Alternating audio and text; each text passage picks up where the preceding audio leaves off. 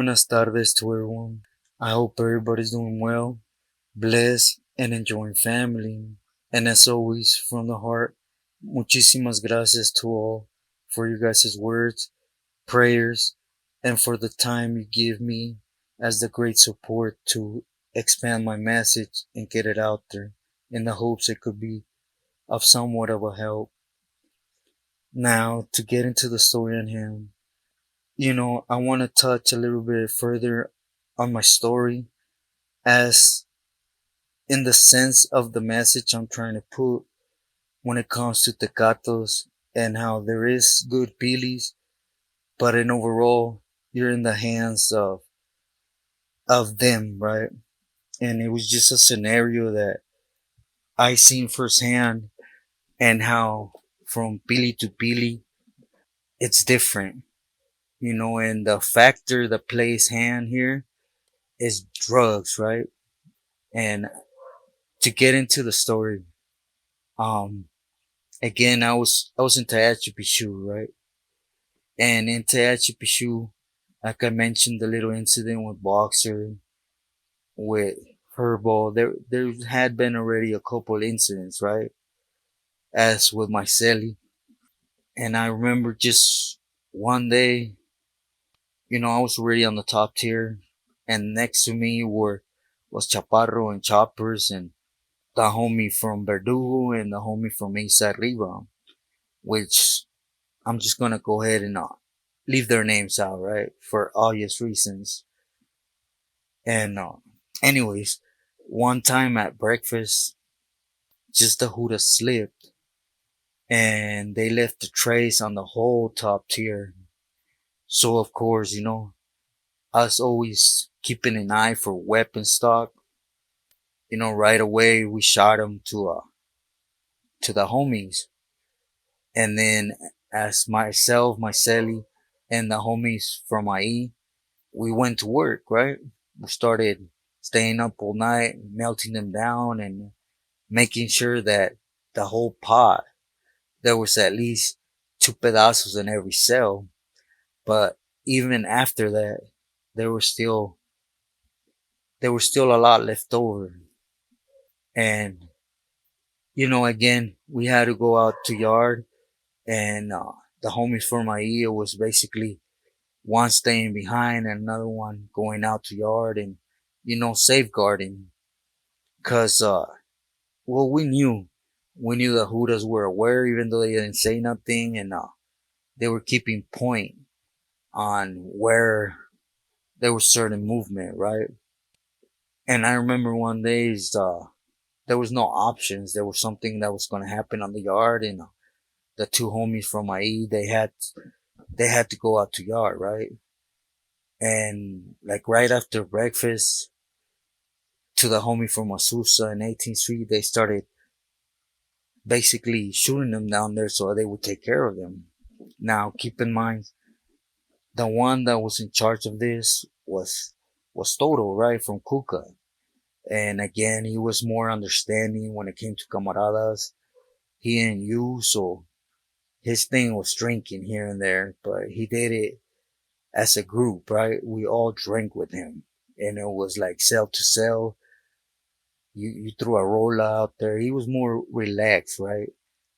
But again, all the pilis in the section, they were like so, they were flexible, understanding per se.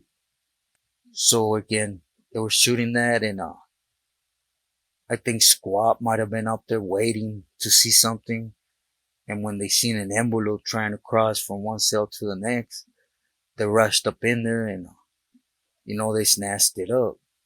And when they snatched it up, they, uh, they found some melted and some weapon stock.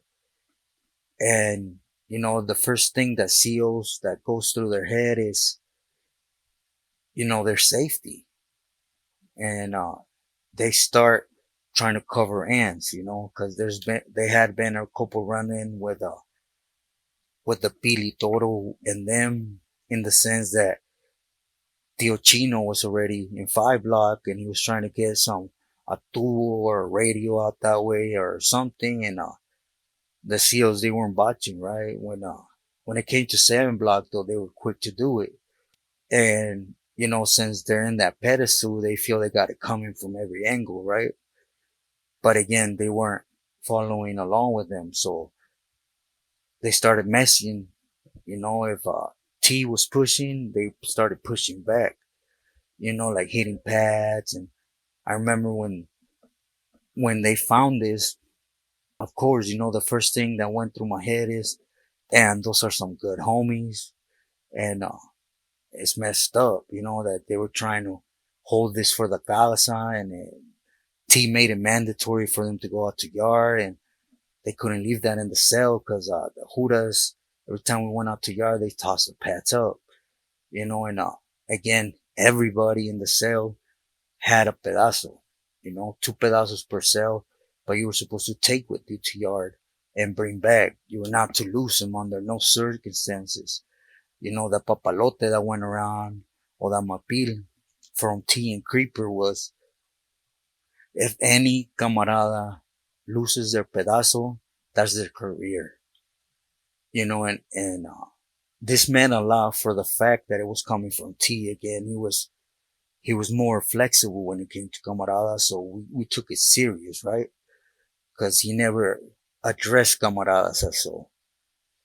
But so of course the first thing on my mind was, man, the homie from Isa Rivas coming from Calipat, defending their wishes were exactly T's wishes when it came to Medina and that incident. And, now just for lifting his hand, it's going to ricochet and it's going to cost him his career. Those are the first thoughts that went through my head, right?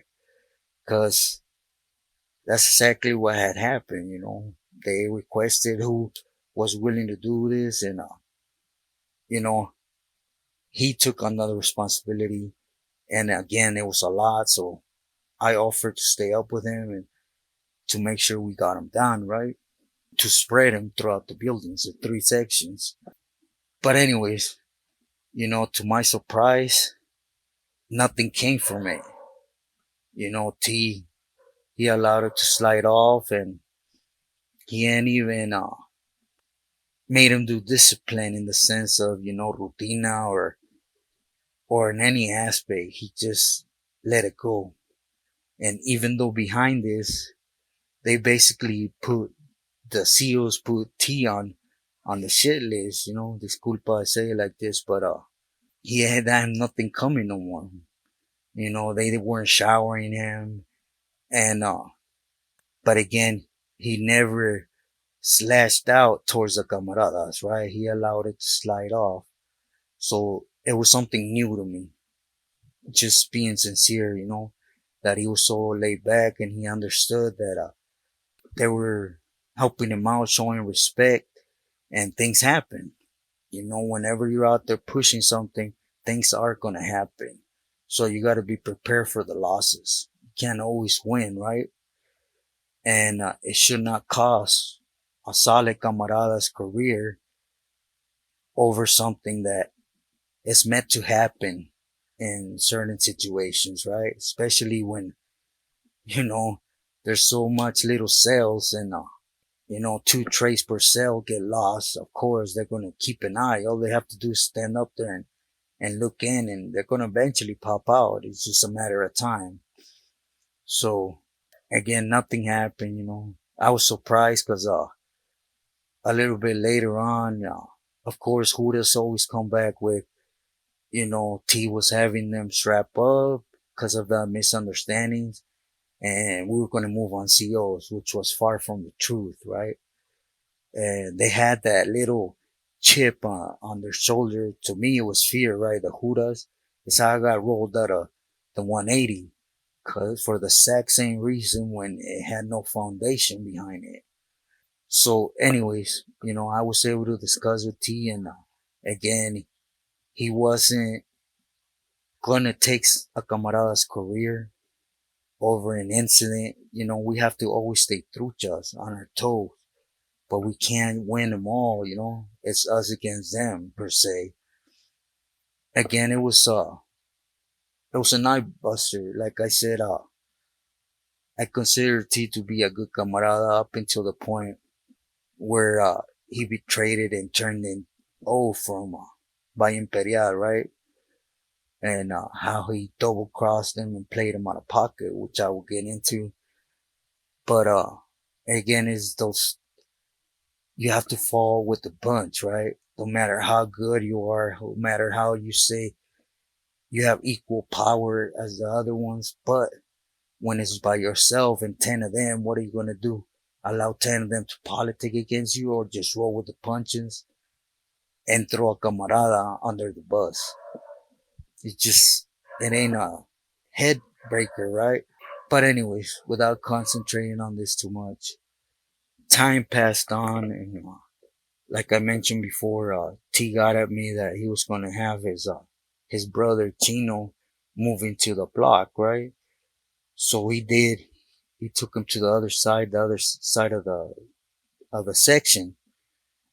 And within time, as I stated, I was in the shower, again, they had the homie on, on the management, nothing. He had nothing coming. He had showers, but no razors. So, I went up in there, shaved real fast, and, I told homeboy, shoot me your linea. We had already agreed, and I tied my razor, and, needless to say, squad came in, and that was one of the main reasons. With them two things were the main reasons why they put T on a helicopter and flew him up to Pelican Bay. Exactly that. They flew him up there to Pelican Bay to get him out of Tehachapi because the SEALs had that feeling that he was having an uprising against them, which again, it was lies. So when he left again, I don't know if I was under seniority or what, but Theo Chino had not that long there in Tehachapi and BR, and he took the ropes of everything, right? And years later, I was in TJ with Theo Chino, and he was a happy, Billy, really outgoing, understanding. So it's true what a carnal told me, which I will not put on here, that don't even look when he came into HP. He told us don't even look at him in a bad way because due to that overdose he had and them trying to give him life, they gave him more time. He's not tolerating nothing. And it was exactly that, he was taking homies' careers. He didn't want you to talk out yourself if it wasn't something serious. He didn't want you fishing outside your cell if it wasn't serious. He was doing 4 roll calls during the day to make sure it was both up. And whichever his discipline was in a checada, go ahead and bust down, pick up some chess pieces or something, routine wise. His check was book them and remove them. There's no room for bottles that can't follow the program. And to me, even if they're back here in the shoe for something, because we're all back there for doing something right? Or else they would be gone. They're still taking space that someone else could fill in that knows how to follow rules and regulations. Those were his words. And again, I seen it with the homie from Florencia that he was sealed up with a homie from the 805. Again, I'm not gonna put their names on here because this is an incident that happened. And later on, when Chino left, they were clear, right? By Güero, other vatos, they were clear. At this time, Güero was a camarada, but they appealed it to him and he related it to a certain Pili, which again, I'm not on here. I don't want to do this on here because this going to bring backlash, and I don't want to bring negative things to nobody. I'm not on here for that. But anyways, they did a big old sweep, right? And they had just gone through and done a search from A, B, and C section. So again, everybody relax, but we were under warning. We couldn't lose pedazos. Every cell was mandatory to have 2 pedazos, right? Even if you were to pull out, you were to leave it behind for the cell to always maintain them. So the first incident was with a homie from Maine that was in the first part of this, right? And basically what happened, it was he got caught fishing outside his cell, and the homie was only 2 cells down from Chino. I don't know what he was thinking, but he fished on the Lolo and thought he was gonna get away with it, and Chino seen him, and he had been real clear, during the day there's no heat to bring to the tier. If you do fish, you best show proof that it's important. If not, that's your butt. So he got caught, and that's exactly what happened next, sir, right? Homie got booked, removed, and that was not, he couldn't come back from. And later on, again, they came through and hit, and the homies, they put them pedazos in their trunk, right? As we were all obligated to, due to the consequences if you lost them. But I guess when they went out, you know how you get down and cough 3 times. The the IGI happened to see something that was sticking out, and they took him. They took him, X-rayed him, and they got a pedazo right there. And of course, when they did this, it didn't even ricochet through Chino. But the difference between one and the other, like I said, you could go and do 1,000 things right on one yard. But once you land another yard with another one, you best just hope that he's in that mood, or that he ain't a dope fiend like most of them are, right? Because this is why Tio Chino was angry at the world, and it took his career. That was his butt, no buts or ifs. The minute they got back, he struck up a kite to the homie, and right away, Tio Chino just got on the tier and told his cell he handled that, and we all knew what was gonna happen, and it went down like that again. I met Tio Chino in Tijuas, and he was a different individual, but again, he had that vitamina in his pocket, right? So he was a happy camper. And basically, I'm putting out this story not only because it's part of my story of what I seen when it comes to favoritism. Because for one, like they said, Toro sat and allowed it because the homies, they were from IE, right, from this area. And there is a lot of homies that play that card, right? They favor their area. It's just facts.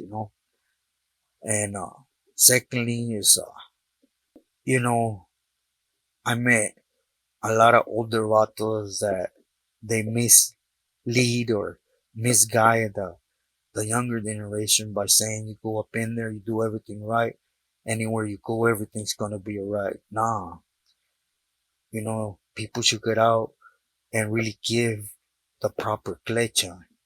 You see, you might go to one year and have a firme pili and be about everything doing right, but then a different one comes with a chip on his shoulder, and then the only option is, as a lot of us were when Tiochinos were, is become a coward and then corner up, right? Because you knew if you flinched his eyesight towards your way, he was going to take your career for no reason. So again, there's no reason for the heartache. Because imagine the heartache of these two camaradas that were back there for doing things for them, like the homie from Riverside. He was back there for taking care of business when the incident with Medina happened, as the other camarada.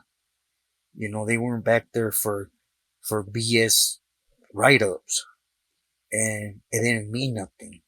Nothing you do inside will mean something if one of them is pissed off. Malillas, remember, they only care about what you can bring to their table. Cause I seen it later on with Chino.